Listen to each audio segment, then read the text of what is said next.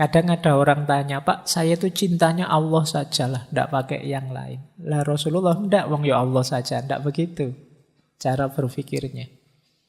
Jadi cinta kita pada Rasulullah itu bagian dari cinta kita kepada Allah. Kalau yang paling disayangi Allah dalam diri kita hadir, tentu saja Allah akan sayang pada kita. Jasad yang menyimpan cinta pada Ahmad atau Nabi Muhammad, demi Allah tak akan pernah dimakan bumi. Bagaimana tanah akan menghancurkannya, sedangkan cinta pada Nabi ada di hatinya. Dan pujian pada Nabi ada pada lisannya. Perbanyaklah sholawat pada Nabi, karena itu akan jadi cahaya di kuburmu saat engkau memasukinya. Mengaji Hening bersama Dr. Fahrudin Faiz. Mari kita simak. Perspektif tentang mencintai Rasulullah. Ini cinta Rasul ini diksi yang mungkin akrab sekali dengan keseharian kita. Malam hari ini kita belajar, ayo kita gali. Kalau bahasa filsafat, ontologi dan epistemologinya. Apa dan mengapanya kok kita itu harus mencintai Rasulullah Shallallahu Alaihi Wasallam. Jadi kalau minggu-minggu sebelumnya itu basis teoritisnya saja. Kalau di filsafat, malam hari ini kita masuk ke ranah aksiologisnya. Dari betapa mulianya Rasulullah, betapa filosofisnya hadirnya Nabi, betapa dalamnya Nur Muhammad minggu lalu. Malam hari ini kita wujudkan itu semua secara konkret dalam diri kita dengan cara mencintai Rasulullah. Bismillah ya, kita mulai. Yang pertama, kita lacak dasar-dasarnya dulu. Ini mirip di pertemuan pertama kita ya. Kemarin kita sebut bahwa hadirnya Rasulullah adalah bagian dari cintanya Allah kepada manusia. Jadi ini dasar yang pertama. Jadi hadirnya Rasul, hadirnya Nabi itu bagian dari cintanya Allah kepada kita. Ini saya ambil dari salah satu sumber. Bentuk-bentuk cintanya Allah pada kita, khususnya manusia akhir zaman ini. Antara lain itu, selain Nabi dan Rasul yang saya warnai berbeda itu, yang pertama jelas tentu saja kita dianugerahi oleh Allah keberadaan dan kehidupan. Kita ada eksis sekarang saat ini sebagai manusia dengan kemampuan berpikir yang tinggi melebihi makhluk Allah lainnya. Itu menunjukkan cintanya Allah pada kita.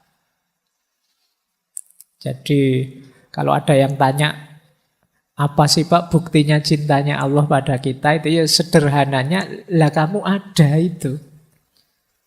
Anugerah paling besar dari Allah.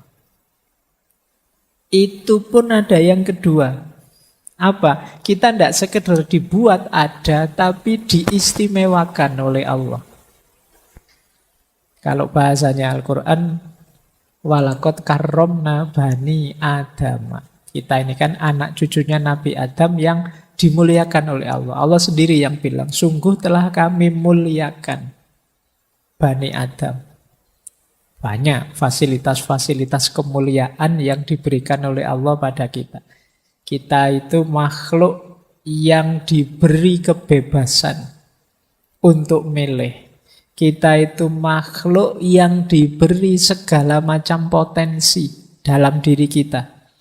Kita itu makhluk yang mikrokosmos. Unsur-unsur semesta ada dalam diri kita.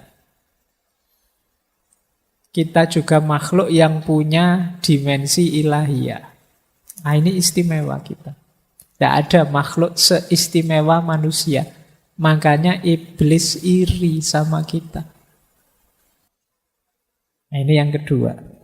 Yang ketiga, tidak hanya itu. Allah itu menyediakan segala macam fasilitas untuk kita bisa hidup di muka bumi ini. Dan segalanya pas, sesuai, cocok. Sebelum kita sendiri yang rusak. Suhu udara, iklim, tekanan udara, jaraknya matahari dari bumi dan lain sebagainya itu pas. Kok kita dulu diturunkan di planet Pluto yang paling kecil, mungkin kita sudah tawuran desekan karena planetnya kecil. Atau di planet yang paling dekat dengan matahari, mungkin kita sudah gosong semua. Pas kita itu ada di bumi, planet yang indah, hijau. Untuk kita hidupi. Oh, itu tidak mungkin kebetulan. Kemudian itu pun Allah ingin kita itu bahagia, lurus jalannya dan kembali lagi pada Allah sesuai yang diinginkannya. Maka Allah menurunkan kitab suci. Padahal kita sudah diberi akal, tapi betapa sayangnya Allah pada kita, diturunkanlah kitab suci. Itu pun Allah masih, jangan-jangan nanti kitab suci tidak dibaca, tidak dipedomani. Kayak mahasiswa itu loh, sudah ditulis referensinya ini, masih tidak dibaca. Kadang-kadang dosennya memfotokopikan ini ya, tolong difotokopi dibagikan. Itu pun tidak dibaca. Nah, mungkin Allah ngerti, wah menungso tidak jauh-jauh dari mahasiswa ini mesti. Sudah ada Al-Quran, sudah ada kitab suci, ya membacanya males, apalagi memedominya. Sudahlah, langsung dikasih penuntun. Namanya Nabi atau Rasul. Oh, ini betapa sayangnya Allah sama kita. Nah, ada lagi beberapa yang lain. Ini kalau dijelaskan satu-satu panjang. Ada juga rezeki, itu pasti ya. Kemudian luasnya ampunan. Iblis salah langsung dihukum. Tapi kita yang akhir zaman ini dibuka lebar-lebar terus-menerus ampunannya Allah. Masih ada kesempatan loh, ayo tobat. Kita ini bolak-balik bilang, ini akhir zaman loh, ini akhir zaman loh. Tapi tidak pernah tergerak hati kita. Loh kalau akhir zaman, mbok cepet-cepet tobat, minta ampun sama Allah. Kita kan rame akhir zaman itu kan cuma pingin rame di medsos saja atau pingin bikin konten apa ini. Inilah ciri-ciri zaman sudah akhir mungkin ngono. Tapi terus apa yang harus kita lakukan kalau memang ini zaman sudah akhir? Jangan lupa selama bel belum berbunyi, ampunannya Allah masih terbuka. Nah, ini istimewa kita. Allah tidak menyegerakan siksanya. Makanya Allah menunda hukuman. Siapa tahu nanti tobat. Siapa tahu nanti insaf. Siapa tahu nanti minta ampun. Maka tidak langsung dihukum. Beberapa umat terdahulu ada yang oleh Allah langsung diingatkan dengan cara dihukum. Tapi di kita tidak. Kita diistimewakan hari ini antara lain dengan Allah menunda hukuman. Kemudian melipat gandakan pahala. Ini Allah kan ya sangat sayang dengan kita. Maka kadang amal kecil saja pahalanya bisa luar biasa. Jadi ini untuk menarik kita agar suka dengan jalan kebenaran, jalan kebaikan. Maka oleh Allah dipromosikan kebenaran dan kebaikan itu dengan pahala yang berlipat ganda. Padahal itu sebenarnya yang butuh itu kita. Untuk melatih jiwa berbagi dengan sesama, Allah menjanjikan barang siapa bersedekah membantu saudaranya, pahalanya 700 kali lipat misalnya. Loh, ini kan untuk menarik kita ke sana. Sebenarnya hidup dengan kesadaran berbagi itu kebutuhan kita. Bayangkan kalau manusia itu egois, tidak ada yang mau saling membantu. Tidak ada yang mau meringankan tangannya, saling menolong sesamanya. Hidup ini akan berat sekali. Tidak hanya yang kaya pada yang miskin. Kalau orang miskin juga tidak mau bantu yang kaya, tidak ada yang mau disuruh kerja, motong rumput, tidak ada yang mau disuruh jadi juru masak, tidak ada. Ya pontang-panting juga yang kaya. Kesadaran saling berbagi, saling membantu, saling menolong, itu kan kebutuhan kemanusiaan.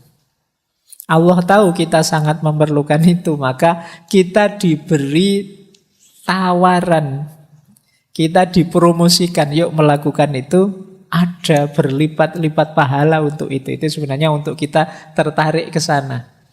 Itu kayak kalian punya adik atau punya anak kecil yang disuruh belajar, terus kalau kamu rajin belajar nanti ranking 1 tak beliin HP baru misalnya. Nah itu kan tertarik kan adikmu untuk belajar serius. Biar dapat HP baru, padahal targetmu kan tidak ke situ. Tidak apa-apalah kamu mikir HP baru, yang penting kamu belajar beneran dan nanti pinter. Tidak apa-apalah kamu mikir pahala yang berlipat-lipat. Insya Allah nanti dikasih kok memang sama Allah. Tapi yang lebih penting lagi, jiwamu terbentuk jadi orang baik. Itu bukti sayangnya Allah. Kemudian mengabulkan permohonan. Jadi Allah sendiri yang bilang, mintalah, aku kabulkan. Saya tidak tahu teman-teman di sini masih aktif berdoa atau tidak. Atau doanya formalitas. Sudah terlanjur apal ya doa itu aja sejak dulu ya itu saja. Padahal kamu juga tidak tahu maksudnya apa. Apalannya ya kui. Mintalah. Allah akan memberi. Nah, ya dengan syarat dan ketentuan tertentu ya. Syarat dan ketentuan berlaku. Karena mungkin nanti teman-teman bisa kembali ke sesi dulu kita pernah membahas tentang filosofi doa. Kemudian ya kita diberi ujian, kita diberi peringatan. Jadi Allah itu sering menegur kita.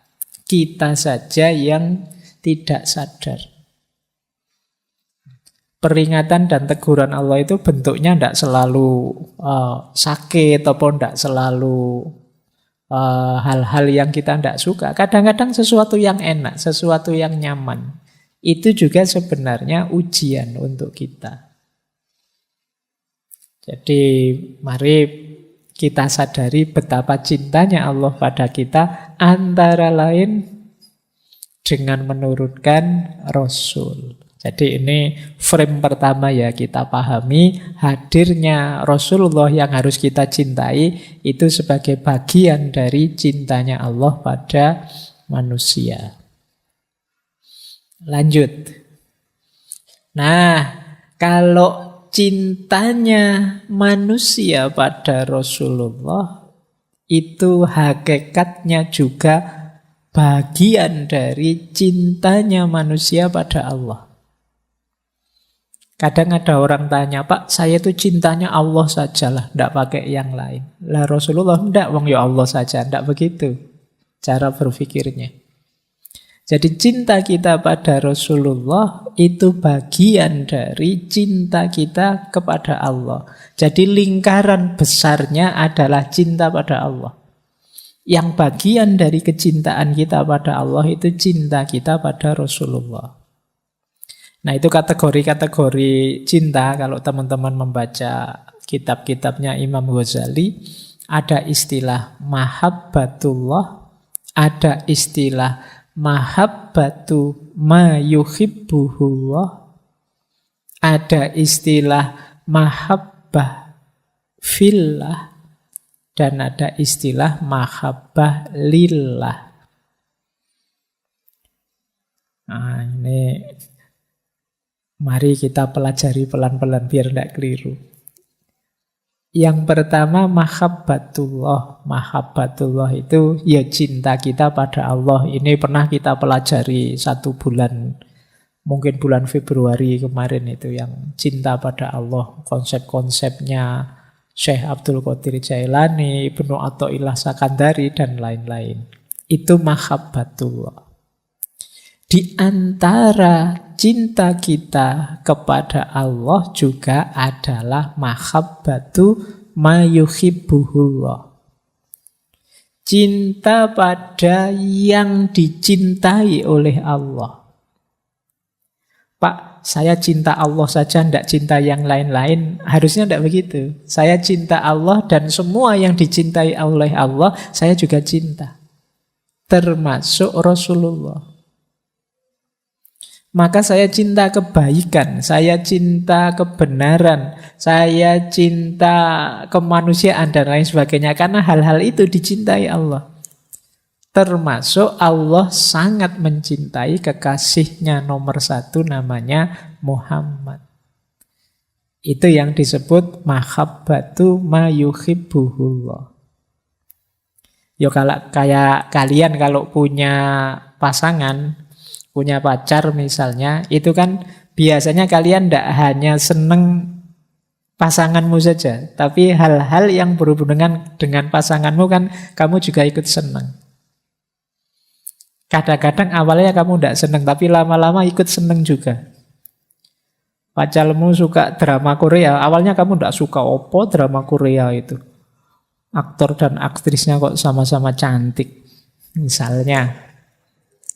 Nah, tapi karena harus menemani, lama-lama ya ikut seneng. Jadi biasanya hal-hal yang dicintai oleh yang kamu cintai, kamu juga akhirnya menyukai juga. Nah, mahabbatu ma yuhibbuhullah itu gambarannya semacam itu. Saya mencintai Rasulullah karena apa? Rasulullah itu sangat dicintai oleh Allah. Nanti ada orang yang pakai logika, opo pantes ya saya itu mencintai Allah, wong kelakuanku kayak gini. Sudahlah saya minta diantarkan saja oleh Rasulullah yang sangat dicintai oleh Allah. Nah ini namanya mahabbatu ma yuhibbuhullah. Cinta pada apa yang dicintai oleh Allah. Ini nanti sebenarnya luas. Termasuk mungkin kita menyayangi sesama, menyayangi alam semesta, semua makhluknya Allah. Itu kan termasuk ma yuhibbuhullah. Apa yang dicintai oleh Allah. Oke, berarti memang perilaku-perilaku, sikap, pikiran yang isinya kebencian-kebencian terhadap makhluk Allah apapun dan manapun, kita harus hati-hati.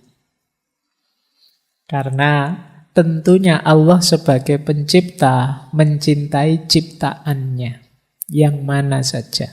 Jangan sampai kebencian kita pada makhluknya Allah yang mana saja membuat Allah murka. Karena betapapun semua makhluk ya ciptaannya Allah.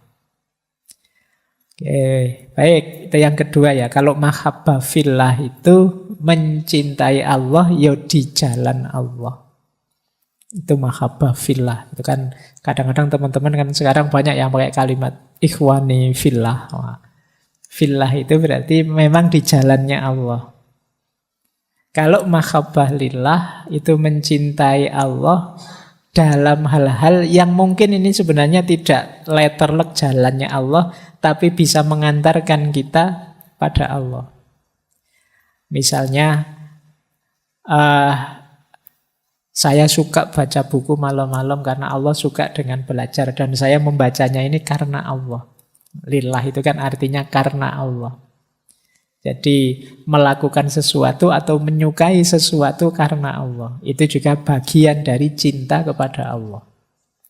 Aku menyukaimu karena Allah. Makanya kayak kita pacaran yang syar'i ya. Kita misalnya itu, kamu kan harus ngatur kan, tidak boleh macam-macam kalau syar'i itu, tidak boleh pegang tangan, tidak boleh lihat aurat, tidak boleh deket-deketan, kan? Nah, kenapa begitu? Karena lillah. Aku melakukan ini karena Allah. Nah, nanti kamu atur sendirilah. Mungkin lewat WA saja, tidak usah pakai selfie-selfie, tidak usah pakai. Atau yang syar'i itu kalau pas mau memulai apel pacaran, kita mulai dengan berdoa, baca Fatihah dulu. Kayak ngaji filsafat itu. Oke, itu lillah namanya, karena Allah. Baik. Ini sudah dijelaskan dulu waktu kita membahas tema mahabbatullah. Jadi cinta Rasul itu mahabbatu ma yuhibbuhullah dan juga bagian dari hubbullah, cintanya Allah pada manusia. Nah, ini teori yang awal. Kita lanjut. Nah, ini saya senang kalimat ini. Ini kalimatnya Syekh Jami' yang dulu pernah kita ngaji. Yusuf Zulaikha. Ini kalimat menarik. Jadi waktu Nabi Yusuf sudah sukses, itu beliau bertemu lagi dengan Zulaikha yang sudah tidak lagi jadi putri, sudah jadi orang biasa yang mengenaskan nasibnya, sudah tidak secantik dulu lagi, bahkan sudah tua. Nah, ini terus ada pernyataan semacam ini dari Allah. Ceritanya Nabi Yusuf itu, oh, ini Zulaikha yang dulu ya, kok masih hidup ya? Mungkin begitu bahasanya. Mungkin kalau kamu ketemu mantanmu, ketemu lagi, kamu kok tambah mengenaskan sekarang. Nah, ini kalau di Syekh Jami' wong itu novel ya. Jadi, tapi kalimat ini dalam maknanya. Jadi kata Allah begini, kenapa kok belum meninggal si Zulaikha ini? Kan dia sempat memfitnah Nabi Yusuf. Kata Allah, aku belum mengambilnya. Sebab dalam dirinya terkandung cinta kepada orang yang juga aku cintai. Karena ia sangat sayang padamu, bagaimana engkau mengira bahwa aku akan mengambil hidupnya? Matanya yang menangis memberikan kesaksian akan cintanya, meski sepanjang hidupnya kubuat dia putus asa.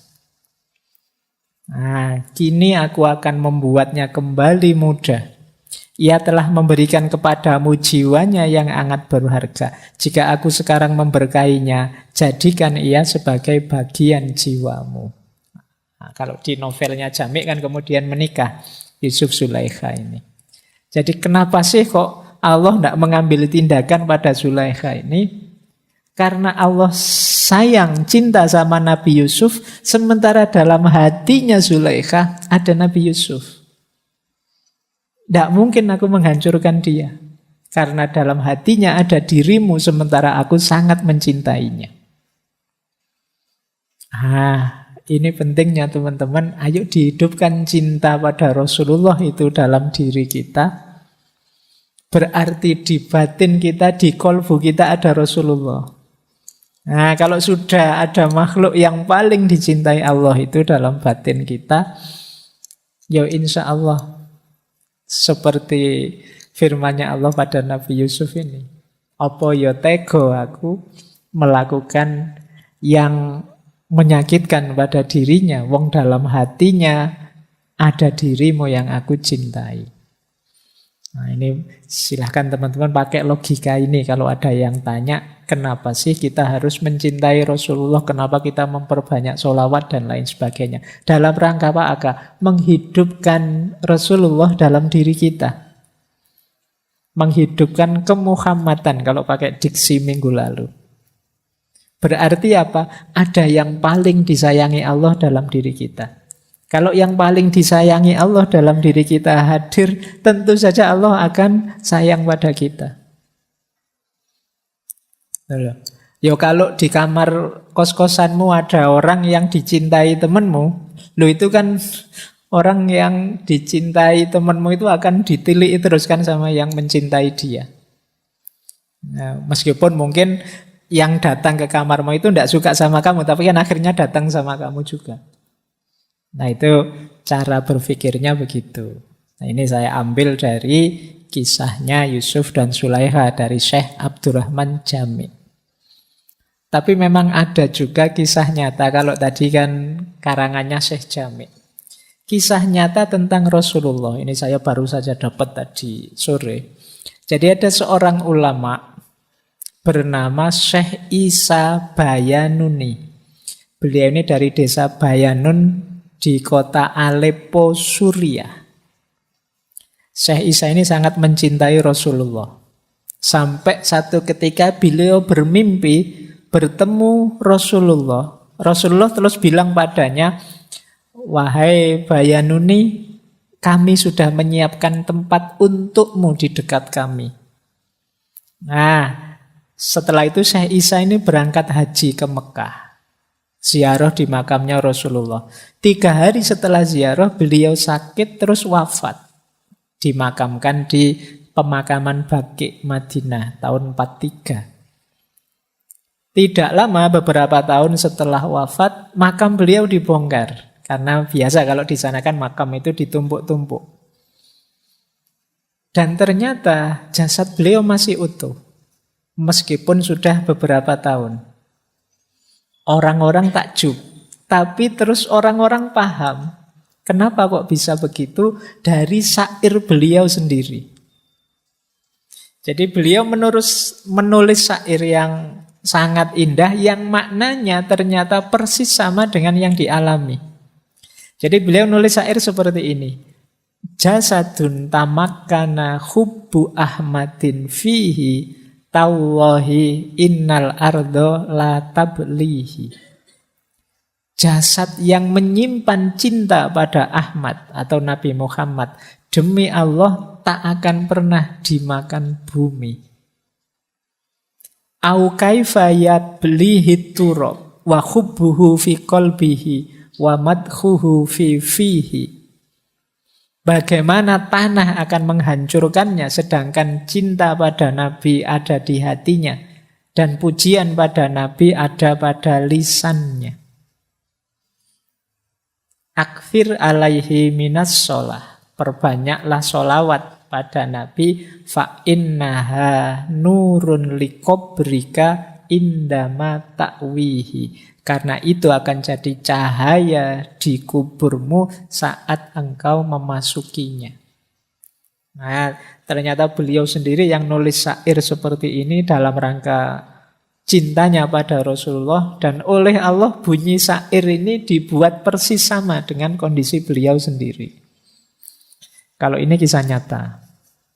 Nah, baik. Ini logikanya sama. Jadi kalau dalam diri kita ada cinta pada Rasulullah, kalau Rasulullah hidup di hati kita, bahkan tanah pun tidak akan berani menghancurkan kita. Kalau mulut kita terbiasa memuji kekasihnya Allah, ya tanah juga tidak akan berani menghancurkan jasad mulut kita. Nah, ini cara berpikirnya saat itu.